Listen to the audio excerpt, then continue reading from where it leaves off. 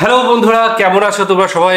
অনেক দিন পরে আমরা আবার ফিরছি। আসলে মাঝে মধ্যেই এরকম হয়ে যায়, তো তোমাদের সেটা নিয়ে অভিযোগও থাকে, কিন্তু কিছু কিছু অবশ্যই কাজ থাকে, না হলে এইভাবে হয় না। আশা করি ভালো লাগছে তোমাদের সাথে ফিরে, আমাদেরও যেমন ভালো লাগছে তোমাদেরও নিশ্চয়ই ভালো লাগবে। এবং বেশ কয়েকদিন আমরা ভিডিও করতে পারিনি বলেও সত্যি মন খারাপ ছিল যে তোমাদের সাথে দেখা হচ্ছে না, আমরা ভিডিও দেখতে পাচ্ছি না বা তোমাদের মতামত কমেন্টস পাচ্ছি না। এইটাও কিন্তু ভীষণ ইম্পর্টেন্ট একটা জিনিস হয়ে গিয়েছে আমাদের জীবনে। প্রতিদিন কমেন্ট দেখা, বিভিন্ন জনের মানুষের বক্তব্য দেখা, তাদের কি ধারণা এবং চলতি যে সিচুয়েশন চলছে সেটা নিয়ে কি খবর রয়েছে, কি ঘটনা চলছে, সমস্ত কিছু কিন্তু আমরা তোমাদের মাধ্যমেই পাই, একদম জুড়ে থাকি। তো সেইগুলো কিন্তু আস্তে আস্তে দেখছিলাম যে রিসেন্ট টপিকের ওপরে কমে আসছিল। হ্যাঁ, পুরোনো যে সমস্ত ভিডিওগুলো ছিল সেগুলোতে অবশ্যই তোমরা কমেন্ট করেছো এবং সবকিছুই করেছো, এবং আমরা চাই যে প্রতিনিয়ত তোমাদের সাথে যোগাযোগ থাকুক এবং তোমাদের সাথে কথাবার্তা হোক। তো সেই কারণেই আমাদের ফিরতেই হলো, অবশ্যই ফিরতাম, এবং আশা করি তোমাদের ভালো লাগবে আজকে যে ভিডিওটা দেখবো। আজকের ভিডিওটা অবশ্যই রিসেন্ট যে টপিকগুলো চলছে বাংলাদেশে, সেই সমস্ত রাজনৈতিক বা যে ধরনেরই হোক সেই টপিকের ওপরেই, এবং আয়না ঘর, হ্যাঁ আয়না ঘর নিয়ে আজকে ভিডিওটা। যেটুকু আমি ভিডিওর শিরোনাম দেখে বুঝতে পারলাম, এবং সেই শিরোনামের শিরোনামটা অ্যাকচুয়ালি প্রায় 8 বছর সূর্যের আলো দেখতে পায়নি, তারা নাকি নামাজও পড়তে দেয়। হ্যাঁ, তো মীর আহমেদ বিন কাসেম, ওনারই যত সম্ভব এই ইন্টারভিউটা। তো ডেসক্রিপশন বক্সে লিংক দিয়ে রাখবো, সেখানে গিয়ে অরিজিনাল ভিডিওটা দেখো, সাথে সাথে চ্যানেলটাকে লাইক শেয়ার সাবস্ক্রাইব করে দিও। আমার মেয়েটা আমরা জুতো আমার পিছিয়ে পিছিয়ে নিয়ে তুলেছিল, বাবা তুমি খালি পেয়ে যাচ্ছ, খালি পেয়ে যাচ্ছ, কিন্তু বলে ভাইকে ফেরত পেয়েছি, দেশ স্বাধীন হলো, ভাইকে ফেরত পেয়েছি। আমি 8 বছর সূর্যের আলো দেখিনি। সময়টা বলতো না, আমি বলতাম দেখেন আমি একটু নামাজটা পড়তে চাই, আমাকে নামাজের সময়টা বল। 8 বছরের অভিজ্ঞতা আমার কাছে মৃত্যু মনে হতো যে মৃত্যু হলো অত্যন্ত এই কষ্ট থেকে মুক্তি পেত। নিয়ম, যদি আপনি বেশি আইন দেখাতে চান আপনার সাথে আমরা দুর্ব্যবহার করতে বাধ্য হব। তো আমি বুঝলাম যে আমি এখানে আইনের কোনো সুরক্ষা আমি এখানে পাবো না। তারা আমাকে চোখ বেঁধে দিল। এই ছিল আমার 8 বছর অন্ধকারের জীবনের শুরু। আমি 8 বছর সূর্যের আলো দেখিনি। তারা আমাকে যে ছেলে রেখেছিল সেখানে বুঝতে পারতাম না বাইরে কি দিন আর রাত। আমরা কোথায় আছে আমাদের বলতো না, আচ্ছা কি দিন তারিখ বলতো না, সময়টা বলতো না। আমি বলতাম দেখেন আমি একটু নামাজটা পড়তে চাই, আমাকে নামাজের সময়টা বলতে বলা যাবে না, আদেশ। আমার কাছে মনে হতো যে আমাকে জীবন্ত কবর দিয়ে দেওয়া হয়েছে। আমার কাছে মনে হতো যে মৃত্যু এর চেয়ে ভালো। 8 বছরের অভিজ্ঞতা আমার কাছে মনে হতো যে মৃত্যু হলো অত্যন্ত এই কষ্ট থেকে মুক্তি পেত। এবং দীর্ঘ 8 বছর আমি যা দেখেছি যে এটা সুচিন্তিতভাবে, সুপরিকল্পিতভাবে, নিয়মতান্ত্রিকভাবে এই বন্দিশালার বন্দীদেরকে এমন আচরণ করা হতো যেটা মৃত্যুর চেয়েও খারাপ অভিজ্ঞতা দেওয়া হতো।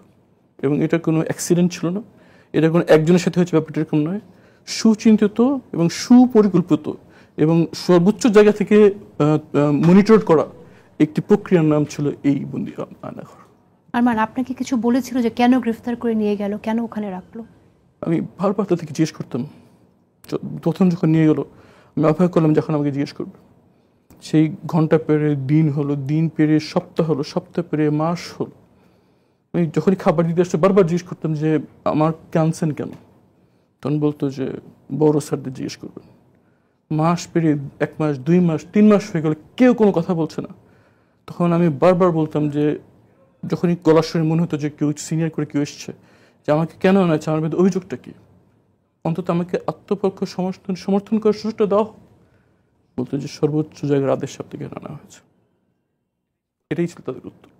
আমি বলতাম আমাকে বুঝলাম ছাড়বেন না, টেস্টটা ঘুরিয়ে দেন যেন 5 ওয়াক্ত নামাজটা পড়তে পারতি। বলতে দেওয়া যাবে না, আদেশ নাই, আদেশ দেওয়া যাবে না। আমরা জানি যে সেই সময়টাতেই কিন্তু আপনার বাবাকে গ্রেফতার করা হয়েছে, কারাবন্দী ছিলেন, প্রশ্নবিদ্ধ বিচারের মধ্যে দিয়ে তাকে ফাঁসি দেওয়া হয়েছে। তো তারা তো এই কাজটা করেছে, আপনি বাইরে থাকলে তাদের জন্য কি সমস্যা হতো? আর তারা যেটা করতে চেয়েছে তাদের রাজনৈতিক উদ্দেশ্য সাধনের জন্য কাজটা তো করেছে। আপনার কি মনে হয় যে আপনি কারোর সাথে যোগাযোগ করতেন, নেটওয়ার্কিং করতেন আন্তর্জাতিকভাবে, এইসব কোনো কারণ হতে পারে? এখন আমি যেটা করার চেষ্টা করেছিলাম যে এই আইনি প্রক্রিয়াটা যে কী পরিমাণ ত্রুটিপূর্ণ এবং এই যে প্রক্রিয়াটা এই বিচারটা পরিচালনা হচ্ছে তা পূর্ব নির্ধারিত এবং আইনের বিধান, সাক্ষ্য আইনের যে বিধান, কোনোটাই মানা হচ্ছিল না। এবং সর্বশেষ সারা দুনিয়া দেখেছে যে আমার পিতার বিচারের সময় 2 জন মিনিস্টার পাবলিকলি প্রধান বিচারপতিকে হয়রানিমূলক কথা বলেছেন। একজন অবসরপ্রাপ্ত বিচারপতি আমাদের মামলা পরিচালনা করে রাজি হয়েছিলেন, তাকে এমন পরিস্থিতি সৃষ্টি করা হয়েছিল যে তিনি মামলা থেকে নিজে গুটিয়ে নিতে বাধ্য হয়েছিলেন। আমি চেষ্টা করেছি যতটুকু আমার সাধ্য ছিল এই যে অন্যায়গুলো হচ্ছে এটা যেন সবাই জানতে পারে সেটা ব্যবস্থা করার আমি চেষ্টা করেছি। আমি সোশ্যাল মিডিয়াতে আমি রেগুলার পোস্ট করতাম এবং আমি যেখানে আমার পরিচিতি ছিল সেখানে আমি জানানোর চেষ্টা করেছি যে কি হচ্ছে আমাদের সাথে। ফ্যাসিবাদের সবচেয়ে বড় শত্রু হচ্ছে সত্য। তারা ভয় পায় সত্য বেরিয়ে যাওয়ার। হয়তো আমি সত্য কথা বলছিলাম কিন্তু তারা চায়নি এই সত্যি বেরো। আমি যা করছিলাম তারা যা করতে চেয়েছিল সেটার প্রতি একটা বাধা ছিল। সেটা এই বাধা দূর করার জন্য তারা আমার পিতার ফাঁসির 13 দিন আগে আমাকে, আমি দীর্ঘদিন বন্দী ছিলাম, জানতেও পারিনি আমার পিতার কি হয়েছে, জানতে পারিনি আমার পিতা কি বেঁচে আছে না নাই। এভাবে কাটে আমার।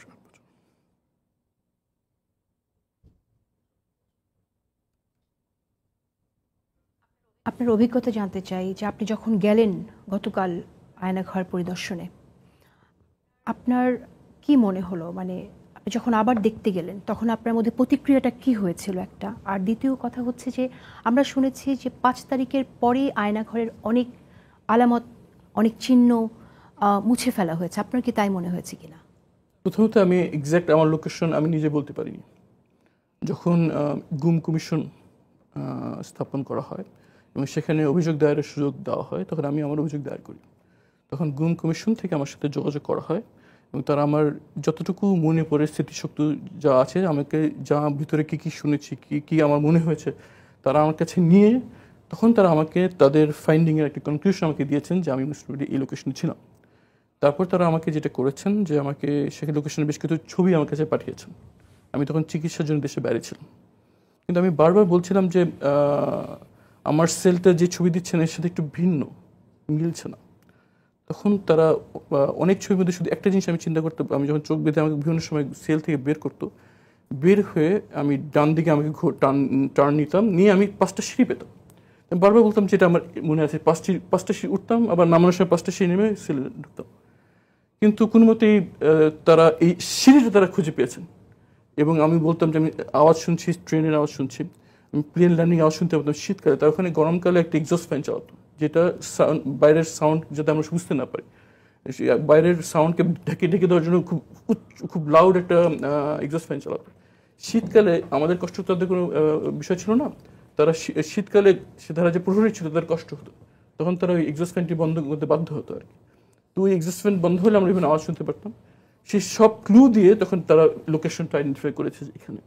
কিন্তু আমি যে সেলে ছিলাম, যখন আমি ওখানে খাওয়ার সময় হোক, আমাকে যে গোসল করার জন্য এখানে তো যে করেছে সেগুলো মিল ছিল না, কোনোখানে সেটার অস্তিত্ব পাওয়া যাচ্ছিল না।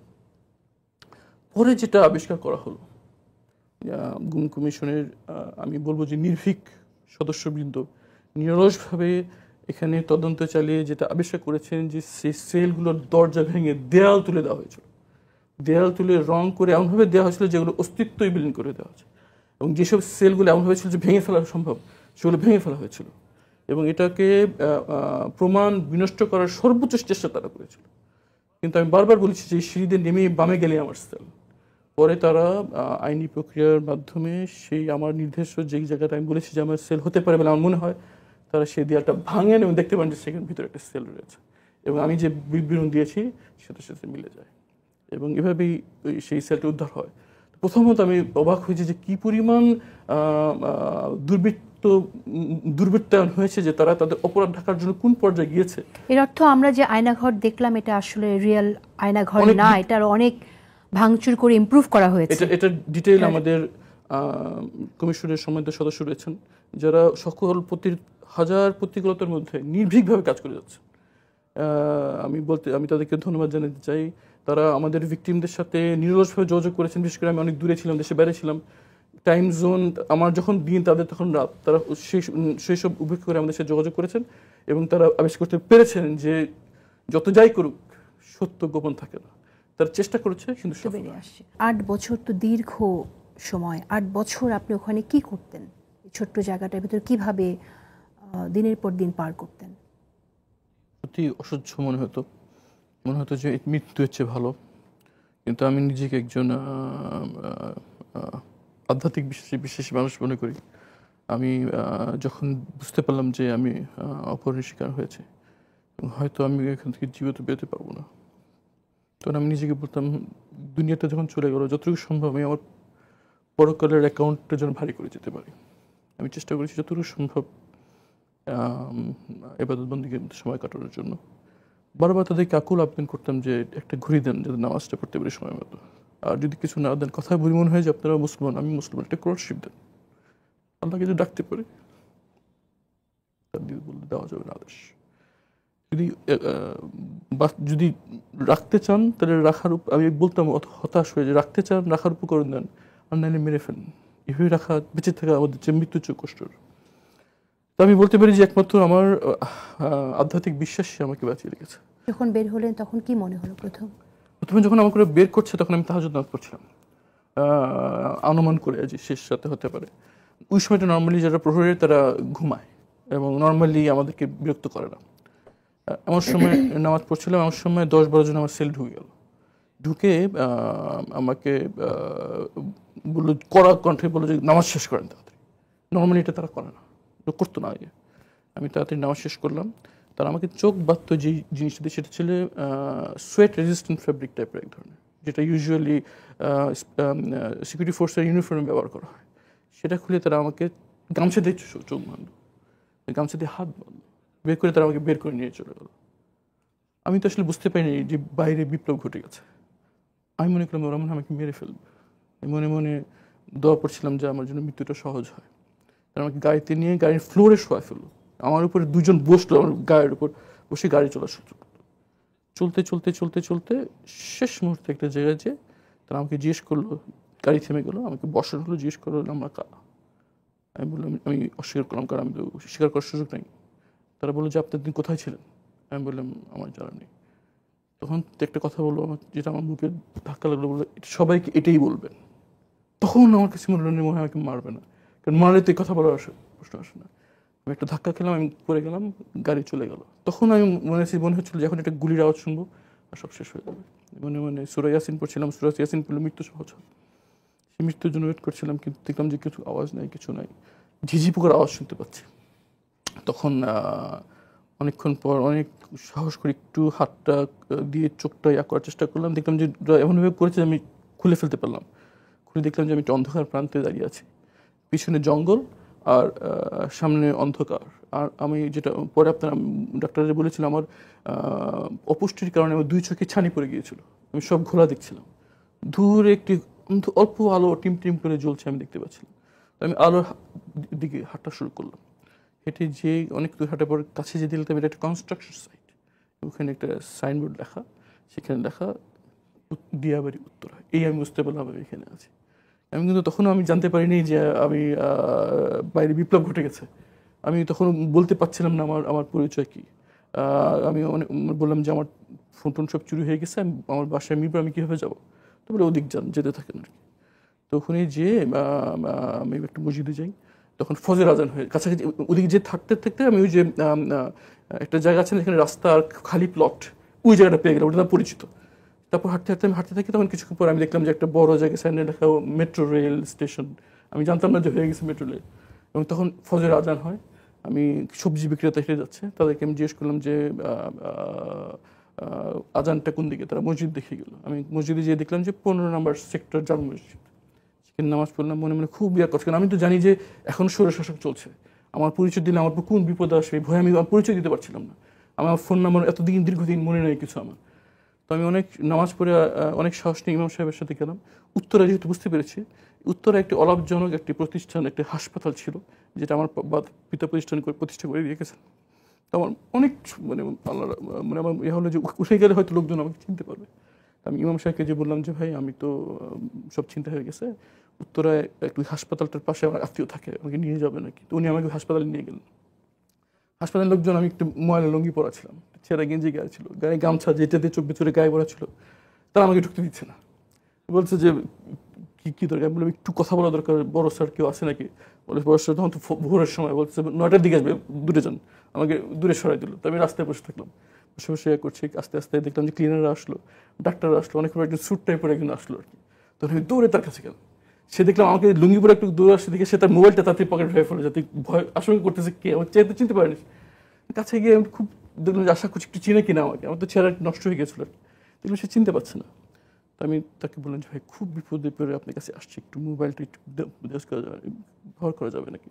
সে খুব সন্দেহ থেকে তাকাচ্ছে আমার দিকে, মোবাইল কেন, আমি বলি একটু বিপদে পড়ে আসছি, একটু যদি দেখাতে সুযোগ দিতেন। সে তখন তো মোবাইলটা আমাকে দেয়, তখন আমি গুগল সার্চ করি আমার নাম, তখন আমার ওই ছবিটা উঠে আসে যে স্যুট টুট। তো আমি মোবাইলটা আমার মুখের কাছে নিয়ে দেখলাম, চিনতে পারছেন, সঙ্গে সঙ্গে কেঁদে আমাকে জড়া ধরলো, কেঁদে বললো ভাই ভাইকে ফেরত পেয়েছি, দেশ স্বাধীন হলো, ভাইকে ফেরত পেয়েছি। দেশ স্বাধীন হয়েছে মানে সেই মুহূর্তে জানতে পারলাম দেশ স্বাধীন হয়েছে। পরে আমি মনে আছে তার বাসায়, তার অফিসে বসে ল্যাপটপে দেখলাম যে গুলি হচ্ছে, গুলি হচ্ছে, বাচ্চা ছেলে গুলির সামনে দাঁড়িয়ে আছে, মারা ছেলেদেরকে গুলি লাইনে পাঠিয়ে দিচ্ছে। এই তরুণ যাদের এইসব জেনজি, যাকে সবাই অত্যন্ত ছোটাছুল করতো, যারা ট্যাব এবং গেমস নিয়ে পড়ে থাকে, প্রাইভেট ইউনিভার্সিটির ছাত্র যাদেরকে অন্য পাবলিক স্টুডেন্ট সাথে ফার্মের মুরগি বলে ডাকে, তারা গুলির সামনে বুক পেতে দিয়েছেন, যার পর আজকে আমরা দিনের আলো দেখছি, নাহলে হয়তো আমাদের ওখানে মৃত্যু হতো। তো এইভাবেই আমি মৃত্যু পরে পাই, এবং পরে আমি জানতে পারি যে আমি স্বাধীন হয়েছে, দেশ স্বাধীন হয়েছে, এবং তারা তখন আমার পরিবারের সাথে যোগাযোগ করে। যখন হাসপাতাল থেকে ফোন যায় পরিবারের কাছে, সবাই ভয় পেয়ে গেল, তারা ফোনে বলতে সাহস পাচ্ছিল না, বলছে আপনার এদিকে আসেন, হাসপাতালে আসেন। তখন আমার পরিবার সদস্য ভয় পেলো যে কিছু খারাপ পেল কিনা, হাসপাতালে তো নর্মালি আসছে, তখন তারা বললো একটু ছবি পাঠান। তখন তারা আমার মোবাইল আমার মায়ের মোবাইল আপনার ছবি পাঠান, তখন মা সব জানতে বলে যে তার ছেলে বেঁচে। তখন আমি আমাকে অ্যাম্বুলেন্স করে বাসায় পাঠানো হয়, মাকে জড়িয়ে ধরে আমি ফ্যামিলির কাছে ফিরে যাই। তার মানে আপনার বাচ্চা তো আপনাকে 8 বছর দেখেনি, পারিবারিক জীবনে আপনার এখন বড় মেয়ের সামনে থেকে আমাকে টেনে হেঁচে নিয়ে যাওয়া, বুঝতে পারিনি যে আমাকে অপহরণ করে নিয়ে যাচ্ছে। ও দেখছি আমি খালি পায়ে চলে যাচ্ছি, আমার মেয়েটা আমার জুতো আমার পিছু পিছু নিয়ে দৌড়াচ্ছিল, বাবা তুমি খালি পেয়ে যাচ্ছ, খালি পেয়ে যাচ্ছ। আমার বাচ্চারা ট্রমাটাইজড। আমার অপহরণের পর আমার পরিবার সবসময় চেষ্টা করেছে আমার বিষয় নিয়ে কথা বলার জন্য, দুনিয়া, দেশে এবং দেশের বাইরে। এর ফলে নিয়মিতভাবে আমার পরিবারকে হয়রানি করা হয়েছে। এই পরিমাণ হয়রানি তাদেরকে করা হয়েছে যে যখন পুলিশ তাদের বাসায় আসতো, পাশে প্রতিবেশীরা মনে করতো মনে হয় কোনো সন্ত্রাসী হামলা হয়েছে, সেখানে পুলিশ হয়েছে। আপনারা সবাই জানেন যে যখন টিউলিপ সিদ্দিকীকে প্রশ্ন করে আমার ব্যাপারে, তখন এই পরিমাণ পুলিশ আমার বাসায় এসেছিল, আশেপাশে সব লোকজন বলেছে যে আমরা মনে করছি এখানে কোনো জঙ্গি ধরা পড়েছে, এই জন্য এই পরিবর্তন আসছিল। তাদের হয়রানির ফলে আমাদের প্রত্যেক সম্পত্তি থেকে আমাদেরকে পালিয়ে যেতে হয়, এবং তারা অন্যত্র থাকতে বাধ্য হয়। আমি, আমার পরিবার, আমার সন্তানরা সবাই ট্রমাটাইজড।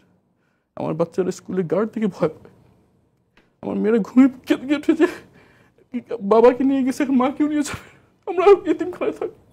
এই দুঃসব আমার বাচ্চারা। এটি শুধু একটি না, এই গুম, এই আয়নাঘর, এই এনফোর্স ডিসঅ্যাপিয়ারেন্স শুধু একটি জীবন না, এটি শত শত জীবনের কান্নার কথা, হাজার হাজার স্বপ্ন ধ্বংস হওয়ার কথা, এবং একটি জাতির সত্তার সারা বিশ্বের কাছে কলঙ্কিত হওয়ার একটা কথা। আচ্ছা, যে ভিডিওটা আমরা দেখলাম মেরে কেটে 17 মিনিটের একটা ভিডিও, এবং সেইখানে আমি ওনার পরিচয় সঠিকভাবে এখনো জানি না। এক জায়গায় কমেন্টস দেখছিলাম, সেখানে একজন লিখেছেন ব্যারিস্টার উনি। তো একটু ডিটেলসে তোমরা যদি বলো বা তার কোনো লিঙ্ক রয়েছে কিনা সেটা যদি জানাও তাহলে খুব ভালো হয়। আমি যেটুকু জানতে পারলাম উনি একজন ব্যারিস্টার ছিলেন, এবং তার ফ্যামিলি কিন্তু বেশ কি বলবো বড় মাপের ফ্যামিলি ছিল, যেখানে তার বাবা হসপিটাল একটা প্রতিষ্ঠা করেছিলেন যেটুকু বুঝতে পারলাম। তো সেই ফাউন্ডার ছিলেন। তো সেই পরিবারের একজন মানুষকে কেন এইভাবে গুম করা হলো এবং আয়না ঘরে তাকে রাখা হলো প্রায় 8 বছর, উনি বলছেন 8 বছর রাখা হয়েছে। সত্যি কথা বলতে এই সময়টুকুর মধ্যে যখন আমি শুনছিলাম একটা গল্প বলার মতো করে যদি একটা চোখের সামনে ভেসে উঠছিল, এবং আমরা যে মুখে হাসি নিয়ে ভিডিওটা শুরু করেছিলাম, ভিডিও দেখতে দেখতে আমাদের মুখ থেকে হাসি একদমই মিলে, মানে তার যে অভিজ্ঞতা যে কতটা ভয়াবহ ছিল উনি যেভাবে আমাদের বোঝালেন, সত্যি আমাদের চোখের সামনে যেটা ভেসে উঠেছে এবং আমরা সেই কষ্টটা ফিল করতে পারছি উনি কতটা কষ্টের মধ্যে দিয়ে গিয়েছেন সেই সময়। এবং একদম মানে খুঁটিনাটি ঘটনা, একটা গল্পকার যেভাবে গল্প লেখেন এবং এই ধরনের অ্যাডভেঞ্চারাস গল্প যদি বলা হয় সেখানে অ্যাডভেঞ্চার এটাকে বলা চলে, কিন্তু এখানে তিনি যেভাবে বর্ণনা দিলেন সেইভাবে আমি দেখতে গেলে সত্যি মানে চোখের সামনে ফুটে উঠছিল সমস্ত ব্যাপারটা। এবং তাকে যখন মুক্ত করা হলো সেই সময়টা, সেই জায়গাটা, অনুভূতিটা, ঠিক আছে, তার মুক্ত হওয়ার যে একটা ব্যাপার, সেই জায়গাটাও কিন্তু আবার চোখের সামনে ভাসছে যে যেখানে তাকে ছাড়া হলো, ঠিক আছে, এবং সামনে আলো আসছে, পিছনে জঙ্গল, তো সেই রকম একটা মানে পুরো জিনিসটাই কিন্তু চোখের সামনে ভেসে উঠেছে। প্রত্যেকটা জিনিসই খুব কষ্টের এবং সত্যি 8টা বছর আমরা হয়তো এখান থেকে বসে সেই জিনিসটা ফিল করতে পারবো না যেটা উনি ফিল করেছেন। আমরা হয়তো এই সামান্য 17 মিনিটের জন্য হয়তো একটু দুঃখ পেয়েছি, কষ্ট পেয়েছি, তিনি এর থেকে অনেক গুণ বেশি কষ্ট পেয়েছেন, আবার অনেক গুণ হয়তো তিনি নিরাশ হয়ে গিয়ে সবকিছু ভাবাই ছেড়ে দিয়েছেন, ঠিক আছে। তো মন হয় কি একটা জায়গায় আবদ্ধ থাকলে হয়তো এক সময় মানে মন এমনই জিনিস, তাকে বেঁধে রাখা যায় না, সে কষ্ট পায়, আবার একটা জায়গায় যেখানে উনি বুঝতে পারছেন না কোথায় আছেন, সেই জায়গায় দাঁড়িয়ে উনি 8-8টা বছর কাটিয়েছেন। এবং আমার তো মনে হয় উনি একা ছিলেন এমন নয়, আরো তো ছিল সবাই, প্রত্যেকেই তার মানে কতটা কষ্টের মধ্যে দিয়ে গেছে। এবং এই জায়গায় যে মানসিক একটা অভিশাপ, এবং এই জায়গায় যে পরিস্থিতি, তার মানসিক পরিস্থিতি, হয়তো তিনি কখনো কখনো এতটাই ভেঙে পড়েছেন যে এর থেকে মৃত্যু শ্রেয় তিনি বলেওছেন। এবং এক সময় হয়তো বা এতটাও মনকে আটকে রাখা যায় না, হয়তো ভেবেওছেন যে হয়তো আমি ছাড়া পাবো, আজ না হলেও কাল ছাড়া পাবো, বা হয়তো তার যে ফ্যামিলি রয়েছে তারা হয়তো খুঁজতে বেরিয়েছে, বা তাদের কি অবস্থা, এই সমস্ত কিন্তু একটা মানসিক উথাল পাথাল কিন্তু চলেছে এই 8টা বছর ধরে, ঠিক আছে। তো হোপ, আশা হয়তো ছাড়েননি, এবং সাথে সাথে ঈশ্বরের, তিনি যেটা বললেন আমি ঈশ্বরের প্রতি বিশ্বাসী, একটু আধ্যাত্মিক মানুষ, তো সেই জন্য একদম আধ্যাত্মিক জগতের মানুষদের এই ব্যাপারটা থাকে, তারা কিন্তু মনটাকে শান্ত রাখতে পারে, ঠিক আছে। তো হয়তো শারীরিক ক্ষয় হয়েছে কিন্তু মানসিক ক্ষয় কিন্তু তার হয়নি। তিনি বলেছেন যে অপুষ্টির অভাবে তার চোখে ছানি পড়েছিল, কিন্তু সত্যি বলতে তার কথাবার্তা শুনে আমার যেটা মনে হয়েছে মানসিকভাবে কিন্তু তিনি কখনো অসুস্থ হননি। আর জেনজিকে হচ্ছে কৃতজ্ঞতা অবশ্যই জানাতে হবে, কারণ তিনি স্বাধীন করেছে দেশ। ল্যাপটপ নিয়ে পড়ে থাকে তা না, তারা বুক পেতে দিতে পারে গুলির সামনে, একদম। এবং তার কাছে একটা বিরাট পাওনা, সত্যি বলতে কি জীবনে একটা বিরাট আলো।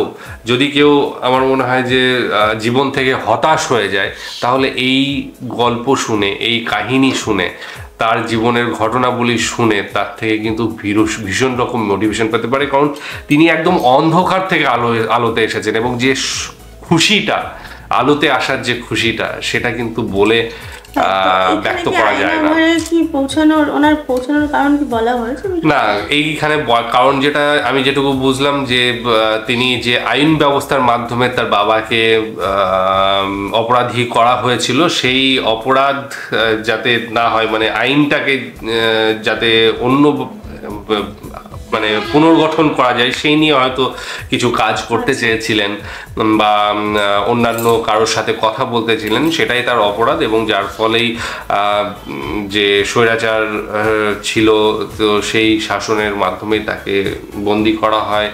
আর সত্যি বলতে আমার কাছে ব্যক্তিগতভাবে এই পুরো ঘটনার মধ্যে সবচেয়ে হৃদয় স্পর্শী যেটা লেগেছে সেটা হচ্ছে যে ওই যে তিনি বললেন তাকে যখন ধরে নিয়ে যাওয়া ছিল এবং তার মেয়ে চটি দুটো হাতে করে নিয়ে যাচ্ছিল, যে বাবা খালি পায়ে কেন যাচ্ছে, তার পিছন পিছন দৌড়াচ্ছে চটি দুটো পরিয়ে দেওয়ার জন্য। এইটা আমার কাছে ভীষণ রকমের একটা হৃদয়স্পর্শী একটা ঘটনা বলে মনে হয়েছে। টোটালটাই অবশ্যই খুব দুঃখজনক, কিন্তু ওই জায়গাটা একটা আলাদা রকম ছোঁয়া দিয়ে গিয়েছে। যাই হোক, তোমাদের মন্তব্য জানিও এবং তোমরা কি কি ভাবে দেখছো সেটা নিয়ে কথা বলো।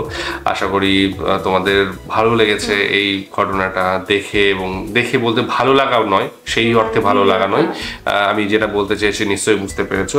তো কমেন্ট সেকশনে তোমরা তোমাদের মতামত জানিও। আর বিশেষ কিছু না, আজকের মতো এখানেই শেষ করছি। আগামী দিন কি উনি যে ওই বন্দি দশা থেকে মুক্তি হ্যাঁ সেটাকে ধরতে পারো, আমি টোটাল ভিডিও হিসেবে বলছি। যাই হোক, কেমন লেগেছে জানিও। ডেসক্রিপশন বক্সে লিংক দিয়ে রাখবো, সেখানে গিয়ে অরিজিনাল ভিডিওটা দেখো, সাথে সাথে চ্যানেলটাকে লাইক শেয়ার সাবস্ক্রাইব করে দিও।